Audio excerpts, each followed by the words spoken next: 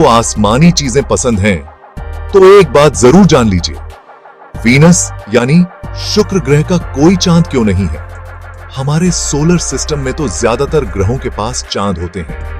हमारी धरती के पास एक है और जुपिटर और सैटर्न के पास तो ढेरों हैं, लेकिन वीनस, उसका तो कोई नहीं। ऐसा क्यों है भाई? इसको लेकर कई थ्योरीज हैं। ऊंचाई पर एक चमकता हुआ तारा शाम के आकाश में चमकता है। यह है वीनस, सूर्य से दूसरा ग्रह।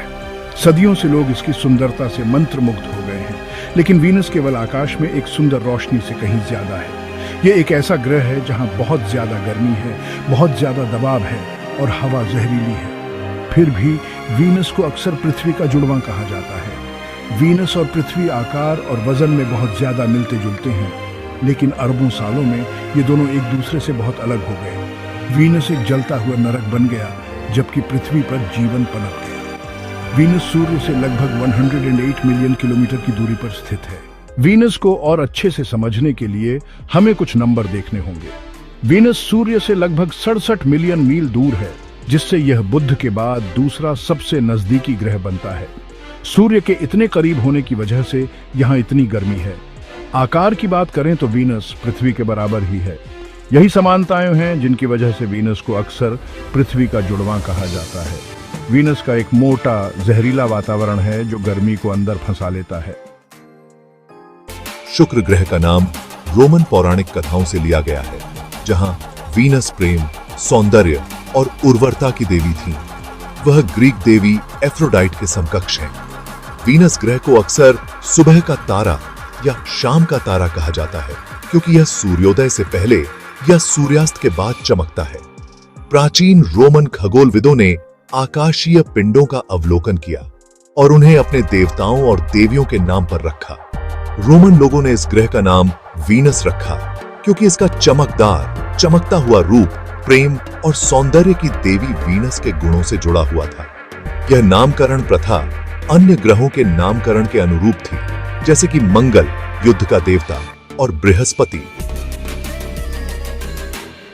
देवताओं का राजा।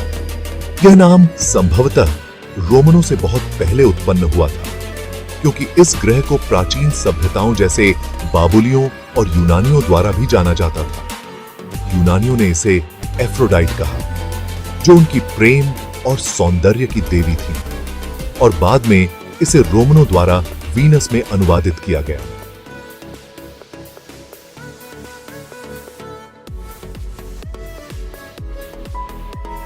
वीनस में एक अजीब बात है जो इसे हमारे सौर मंडल के ज्यादातर ग्रहों से अलग बनाती है। यह अपनी धुरी पर पृथ्वी के विपरीत दिशा में घूमता है। इसका मतलब है कि वीनस पर सूर्य पश्चिम में उगता है और ईस्ट में अस्त होता है, और वीनस बहुत ही धीरे धीरे घूमता है। वीनस पर एक दिन हैरान करने वाले ढंग से 243 पृथ्वी दिनों के बराबर होता है, जो इसके कक्षीय अवधि 225 पृथ्वी दिनों से भी ज्यादा है। इसका मतलब है कि वीनस पर एक साल असल में वीनस के एक दिन से छोटा है। वीनस के विपरीत दिशा में घूमने का असली कारण अभी भी एक रहस्य है। कुछ वैज्ञानिकों का मानना है कि ऐसा शायद बहुत पहले इस ग्रह से किसी बड़ी चीज के टकराने की वजह से हुआ होगा। वीनस हमारे सौरमंडल का सबसे गर्म ग्रह है, जहां सतह का तापमान 900 डिग्री फ़ारेनहाइट 475 डिग्री सेल्सियस तक पहुंच जाता है। यह बहुत ज्यादा गर्मी अनियंत्रित ग्रीन हाउस इफेक्ट की वजह से होती है। वीनस का मोटा वातावरण ज्यादातर कार्बन डाइऑक्साइड से बना है, जो एक शक्तिशाली ग्रीन हाउस गैस है। सूरज की रोशनी बादलों को चीरकर सतह को गर्म करती है। हालांकि गर्मी कार्बन डाइऑक्साइड द्वारा फंस जाती है, जिससे यह वापस अंतरिक्ष में नहीं जा पाती। गर्मी को फंसाने के इस चक्र के कारण ही वीनस पर इतनी ज्यादा गर्मी होती है।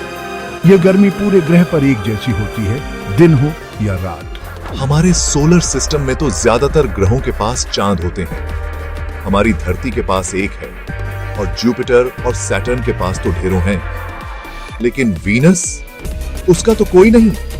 ऐसा क्यों है भाई? इसको लेकर कई थ्योरीज हैं। एक तो यह कि सूरज के साथ गुरुत्वाकर्षण के चक्कर में शुक्र का चांद खिंच गया होगा।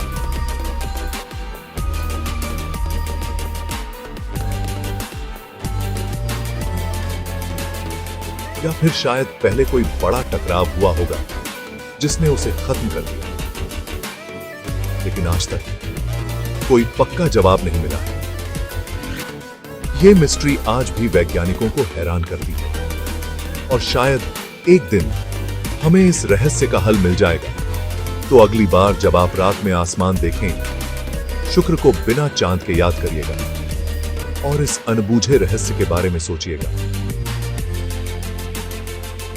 शुक्र ग्रह पर जीवन की संभावना ने दशकों से वैज्ञानिकों को आकर्षित किया है, लेकिन इसकी सतह की चरम स्थितियों के कारण इसे हमारे सौर मंडल के सबसे अप्रिय ग्रहों में से एक माना जाता है। शुक्र की सतह का तापमान लगभग 432 डिग्री 869 DG है, जो सीसे को पिघलाने के लिए पर्याप्त गर्म है, और इसका वातावरण कार्बन डाइऑक्साइड और सल्फ्यूरिक एसिड के बादलों से भरा हुआ है। ये कारक सतह पर जीवन की संभावना को बहुत कम कर देते हैं। हालांकि हाल के वर्षों में वैज्ञानिकों ने अनुमान लगाया है कि शुक्र के ऊपरी वायुमंडल में जीवन संभव हो सकता है। स्थितियां कम चरम होती हैं। सतह से लगभग 50 से 60 किलोमीटर 31 से 47 मील की ऊंचाई पर तापमान और दबाव अधिक पृथ्वी जैसे होते हैं और वातावरण में सल्फर डाइऑक्साइड और जल वाष्प जैसे रसायन होते हैं। 2020 में जब शोधकर्ताओं ने शुक्र के वातावरण में फॉस्फीन की खोज की सूचना दी, तो जीवन की संभावना ने महत्वपूर्ण ध्यान आकर्षित किया। कुछ वैज्ञानिकों ने सुझाव दिया कि फॉस्फीन की उपस्थिति बादलों की परतों में सूक्ष्मजीव जीवन का संकेत दे सकती है, जबकि अन्य ने तर्क दिया कि फॉस्फीन का एक गैर जीव वैज्ञानिक स्रोत हो सकता है। यह खोज विवादास्पद बनी हुई है और बाद के अध्ययनों ने फॉस्फीन की उपस्थिति और इसके संभावित स्रोतों के बारे में परस्पर विरोधी परिणाम उत्पन्न किए हैं। इस आकर्षक संभावना को और अधिक खोजने के लिए और अधिक शोध, जिसमें शुक्र के लिए संभावित मिशन शामिल हैं, की आवश्यकता है। शुक्र ग्रह की सतह पर गुरुत्वाकर्षण पृथ्वी के गुरुत्वाकर्षण का लगभग 90% है। शुक्र की सतह पर गुरुत्वाकर्षण लगभग 8.7 ms2 है, जबकि पृथ्वी पर यह 9 के ms2 है। इसका मतलब है कि अगर आपका वजन पृथ्वी पर 100 पाउंड है, तो शुक्र पर आपका वजन लगभग 90 पाउंड होगा। यह मामूली अंतर इसलिए है क्योंकि शुक्र का आकार और संरचना पृथ्वी के समान है, इसलिए इसे अक्सर पृथ्वी की बहन ग्रह कहा जाता है, लेकिन यह थोड़ा कम विशाल है। शुक्र ग्रह, यह दूरी शुक्र को सूर्य से दूसरा ग्रह बनाती है, बुध के बाद। इसका औसत कक्षीय त्रिज्या लगभग 0.72 खगोलीय इकाइयां AU है, जहां 1 AU पृथ्वी और सूर्य के बीच की औसत दूरी है। पृथ्वी और शुक्र के बीच की दूरी काफी भिन्न होती है, क्योंकि दोनों ग्रह सूर्य की परिक्रमा अलग अलग गति और दूरी पर करते हैं। औसतन शुक्र पृथ्वी से लगभग 41 मिलियन किलोमीटर दूर है।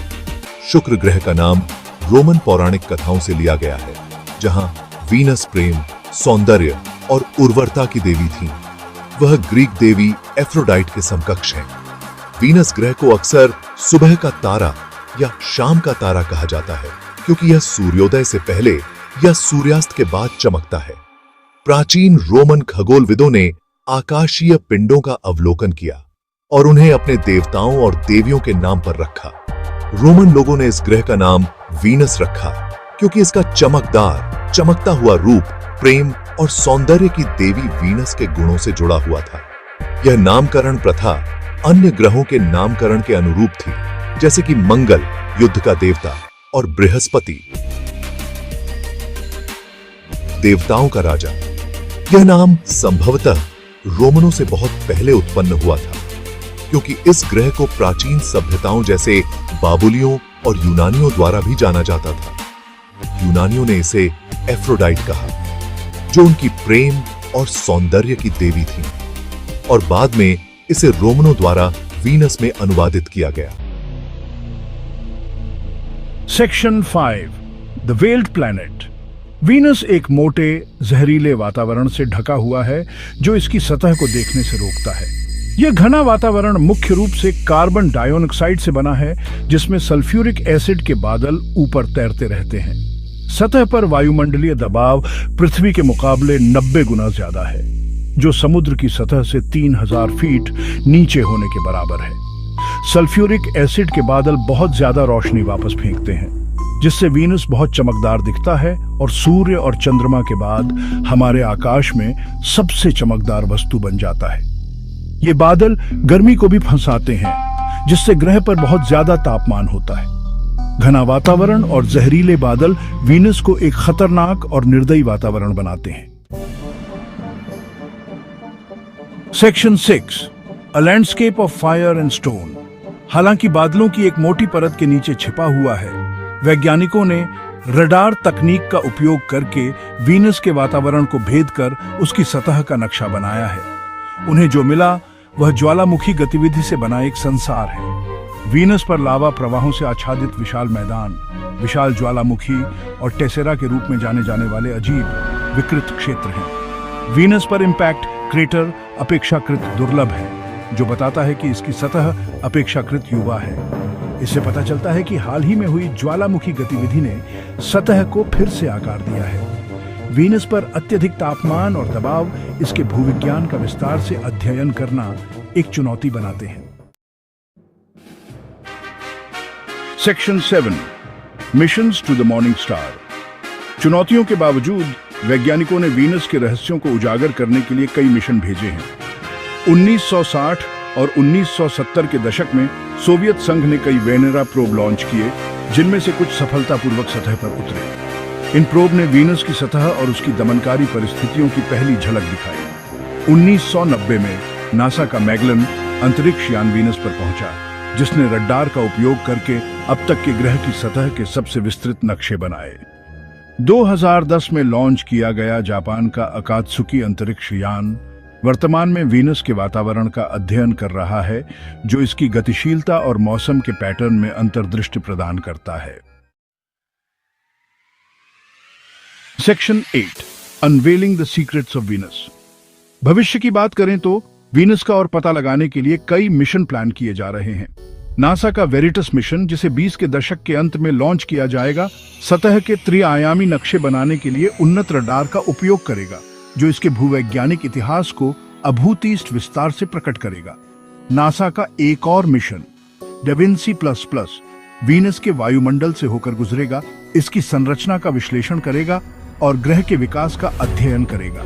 ये मिशन बहुमूल्य डेटा प्रदान करेंगे, जो हमें वीनस के विकास और उन प्रक्रियाओं को बेहतर ढंग से समझने में मदद करेंगे, जिनके कारण इसका अनियंत्रित ग्रीन हाउस इफेक्ट पड़ा। वीनस के अध्ययन से सीखे गए सबक पृथ्वी पर जलवायु परिवर्तन और एक्सोप्लैनेट की संभावित रहने की क्षमता को समझने में हमारी मदद कर सकते हैं। Section 9, Venus in the human story. Venus ने सदियों से मानवता को मोहित किया है। रात के आकाश में इसकी चमक ने इसे प्राचीन पौराणिक कथाओं और खगोल विज्ञान में एक विशेष स्थान दिलाया। प्राचीन सभ्यताओं ने इसका नाम अपने प्रेम और सौंदर्य की देवी के नाम पर रखा। मॉर्निंग स्टार और इवनिंग स्टार दोनों के रूप में इसकी उपस्थिति ने मिथकों और किंवदंतियों को बढ़ावा दिया। प्रारंभिक खगोलविदों ने ब्रह्मांड को समझने के लिए इसका उपयोग करते हुए इसके आंदोलनों को ध्यान से ट्रैक किया। वीनस ने खगोल विज्ञान के विकास में महत्वपूर्ण भूमिका निभाई, जिससे हमें अपने सौर मंडल की वास्तविक प्रकृति को समझने में मदद मिली। आज भी वीनस विस्मय और आश्चर्य को प्रेरित करता रहता है, क्योंकि हम इसके रहस्यों को समझने का प्रयास करते हैं। Section 10, the importance of Venus. हालांकि यह एक निर्जन ग्रह लगता है, वीनस ब्रह्मांड की हमारी समझ के लिए बहुत महत्व रखता है। पृथ्वी के जुड़वां के रूप में यह हमारे ग्रह के लिए एक संभावित वैकल्पिक भाग्य की झलक पेश करता है। वीनस का अध्ययन हमें उस नाजुक संतुलन की सराहना करने में मदद करता है जो पृथ्वी पर जीवन को संभव बनाता है।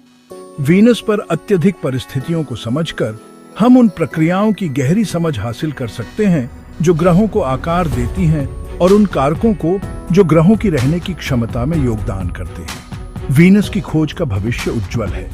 नए मिशनों की योजना के साथ हम ऐसी जबरदस्त खोजें करने के लिए तैयार हैं जो इस रहस्यमय दुनिया के रहस्यों को उजागर करेंगे। हमारे भाई बहन ग्रह वीनस का पता लगाने के लिए इस यात्रा में मेरे साथ जुड़ने के लिए धन्यवाद। कृपया हमारे चैनल को सब्सक्राइब करें और नीचे कमेंट करें।